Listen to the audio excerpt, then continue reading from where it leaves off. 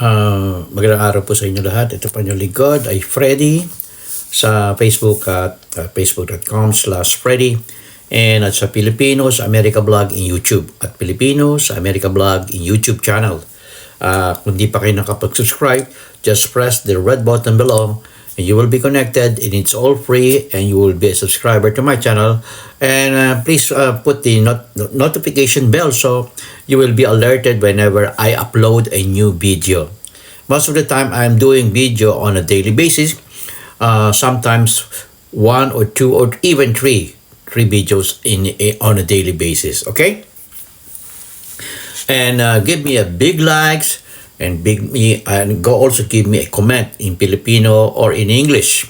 And if you could make some sharing of this video, I really appreciate it, to your friends, to benefactors, in your communities, around your communities. You could share it to you, okay, to all of this, to your group, to any group that you know, okay.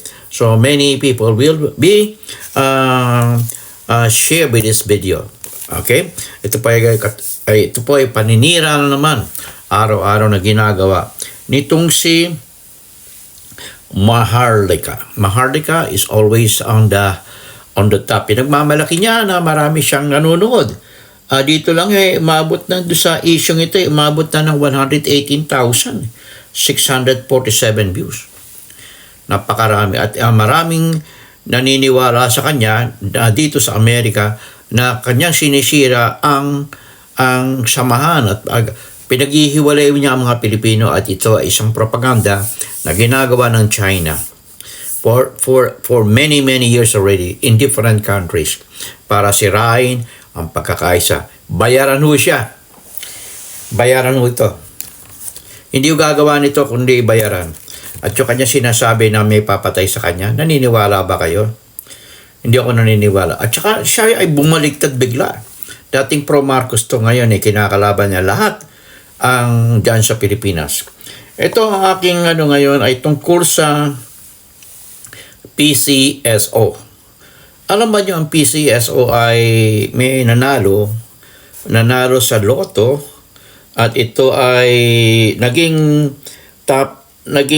nasa hearing ng Senate hearing na pinunguna ni Senator Tulfo. Pero balik tayo dito sa mega na to, mega jackpot. Dito sa Amerika, ang mga nananalo ay in billion dollars, no? At ito ay ginagamit, ito ay ina-announce ang nanalo, usually secret. Hindi kailangan makita yung damit.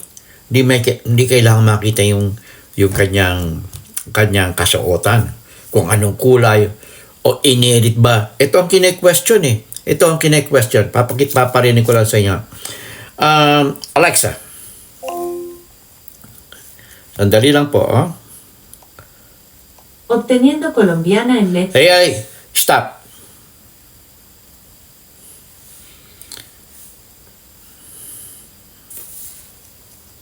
Sandali lang po.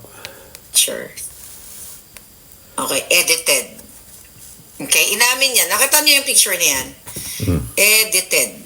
Okay? Yung picture daw, so, edited. nagkalat na ngayon yan. For sure, alam niyo na. Nakita niyo yung Kasi binigay yung check yung winning check, actually, yung binigay kamisera sa na. Pilipinas, brand. Favorite brand ko yan nung ako'y nandyan sa Pilipinas. Even nung umuwi ako, meron akong biniling kamiseta na damit. Talagang pinromote pa, no? Pakatataas ang sales nila. So, nung umuwi ako ng pare-pareho, then, since inamin niya na, wala nang kawala, inamin niya na ito ay edited. Anong kinalaman no? Anong problema ba doon? Hindi itong tunay na nanalo kasi yung katawan na tinatanggihan niya ay katawan ng model. Ay, Jesus. Nakuha niyo? Ang katawan ito, inedit lang, pinadark, edited nga Itong yun ang naging issue. Hindi raw yun ang nanalo. Asawa ni Robles o ng kapatid niya, whatever. Baka ito mismo nakasalamin na yan, si Robles, o yung asawa niya. You'll never pinag-outfit niya yung asawa niyang shopping dito sa Amerika, sa Europa, gamit ang pera ninyo. Pinagbibintangan niya ang PCSO, yung nanalo, ay iba. Nanalo. $1 billion, 1 billion pesos. Di i-award yun. Pero wala yung nanalo. Wala yung nanalo. At ang charge niya ay ginagamit ng gobyerno o ng administrasyon para pan-shopping daw. Yan ang mabigat eh. Kaya nga nasa Senate hearing na. Kasi gumagawa ito ng mga hallucination ng tawag doon. Na talagang lahat ng kanyang araw-araw ay puro paninira. Ito ay propaganda upang mag-aaway-away kayo dyan. Ngayon, kung sabihin natin, assuming na meron nga, o ginawa nga ng administrasyon, there is a commission on audit. Ang commission on audit will check on that validity, kung nanalo nga o hindi. Okay? Ang winning numbers, makikita naman ang winning numbers sa winner. Kaya hindi pwede na hindi i-divert yung panalo. Mahirap yun. Maraming pagdadaan ang sistema. And kung ginawa nga yan ng administrasyon, hindi gagawin ng administrasyon yan. Why? Masisira ang kanilang sapat na yan para para matanggal ang presidente. May impeach siya. Hindi gagawin ng presidente yan at ng pamilya ng presidente. At si Atty. Lisa, lalo na si Atty. Lisa, abogado pa yan. Okay? Pasensya na kayo, meron akong mannerism. Kung ayaw nyo manood, yung iba dyan na nagreklamo, panay daw ang nagiging mannerism po na yan eh. At yan ang masama sa mga Pilipino na pagka medyo umangat ka, nagagalit sila. Kini-criticize ka madalas. At itong ginagawa nito, na nanalo sa PCSO, ay lahat ng ginagawa hanggang umabot ngayon sa Senate hearing. Talagang ginawa nila na para magkaroon ng paraan para magkawasak-wasak ang Pilipino dyan sa Pilipinas. At itong ginagawa ni Maharlika ay propaganda ng China. Kaya hindi maganda, di ba? Ngayon, natapos na yan. Total, may hearing na yan. In aid of legislation na naman yan, sigurado. At isa lang dito sa Amerika, hindi pinapakita yan for security reason. For security reason. Now, unless na yung nanalo gusto niya, it's okay. Pero kadalasan, hindi pinakikita. Ikaw ba naman manalo ka ng $1 billion o 1 billion pesos? Aba, yung security mo, paano? Aba, akala mo ba isang tao lang magnanakaw sa inyan? Baka 2 ban pa ang mga hold-upper niya o kidnapper. I-kidnap ka hanggang sa mapatay ka. What's the use of winning a 1 billion peso or $1 billion kung ikaw naman ang mamamatay? Di ba? So, ganyan. Kung nanalo ka, pagka panalo mo, ay lumipad ka na.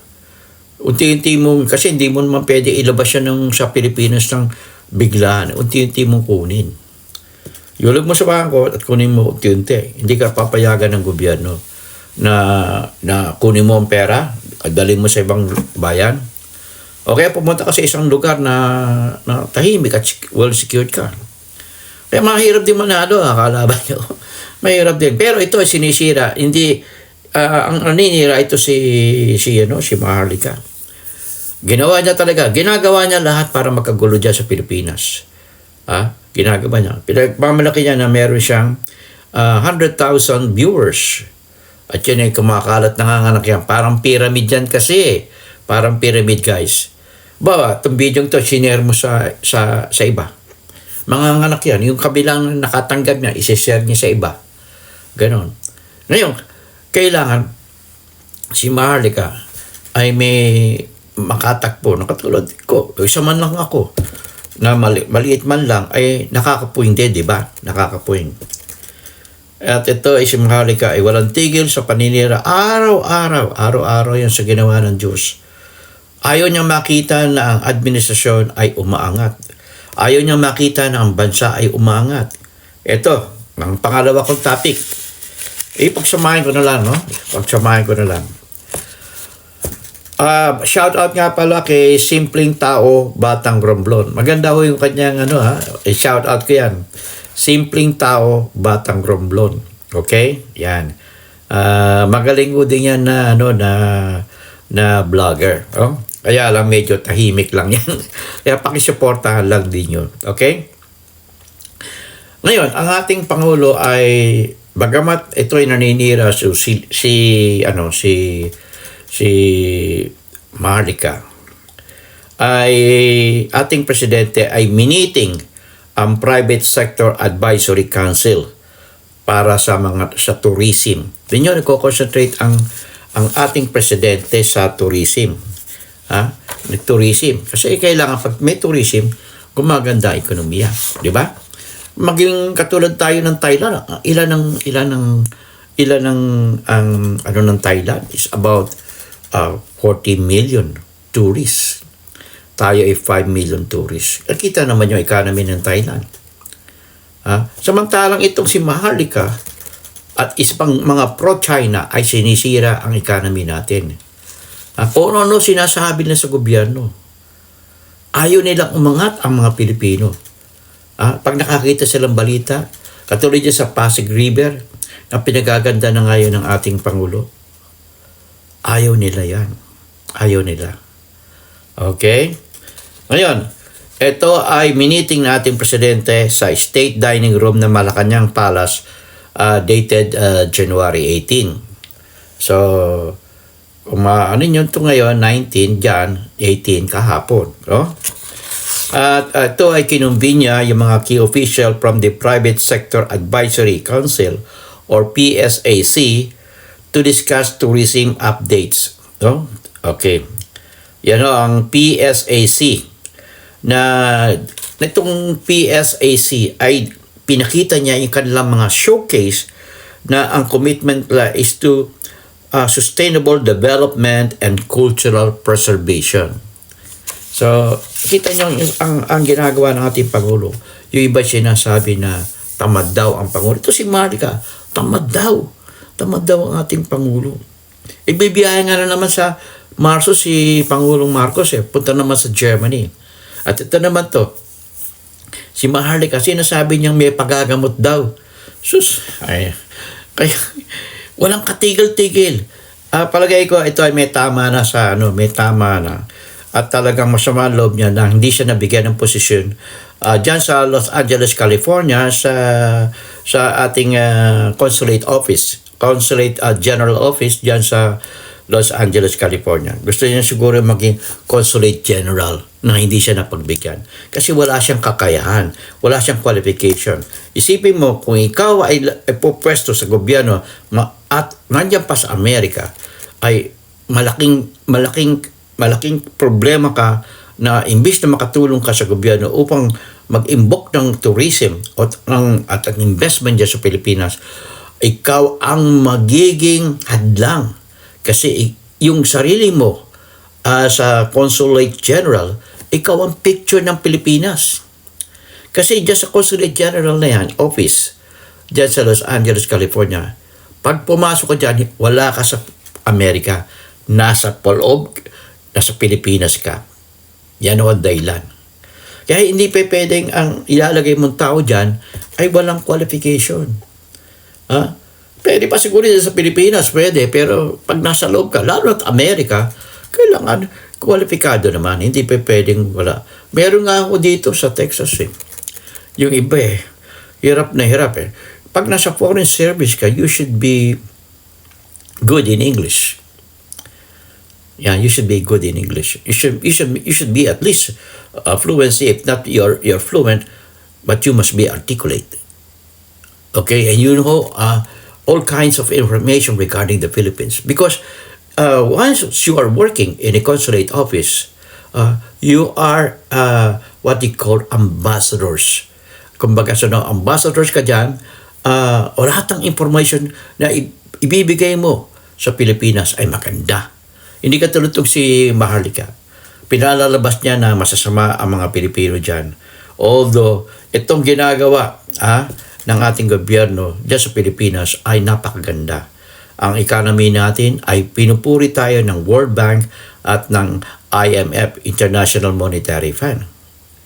And that is one good reason why we need to close rank, no? Para magkaisa. Sa isang pamilya na hindi nagtutulungan. Alam ba nyo? Hindi asenso, right? But if you work as a unit, as a united, ay siguradong aangat ka. Parang team yan, team. Sa basketball, sa volleyball, whatever. You work as a team. Ito, si Maharlika, naninira. Paninira dahil hindi siya napagbigyan ng pwesto after the election. Ito ang ginagawa niya. Sirain at magmura. Ito ay hindi ko pwede. Pupunta ka. Consulate General ka, magmumura ka. Mumurahin mo yung mga nagpupunta dyan sa office ng ating extension. Extension ng Pilipinas dyan sa Los Angeles. Ano magiging ang feedback sa atin? Di ba? Negative? Yeah. Okay? So, this is my vlog for today. I do hope that you know that ang presidente natin ay nagtatrabaho mabuti. Pumunta ako kayo sa RVTM para makita nyo. At hindi ko masyadong kailangan pakita dito dahil baka makapiright ako, no? Kaya, ganun lang po. Marami po salamat. At sa muli nating pagkikita, ito yung lingkod, Freddy, in God we trust, never hold your peace.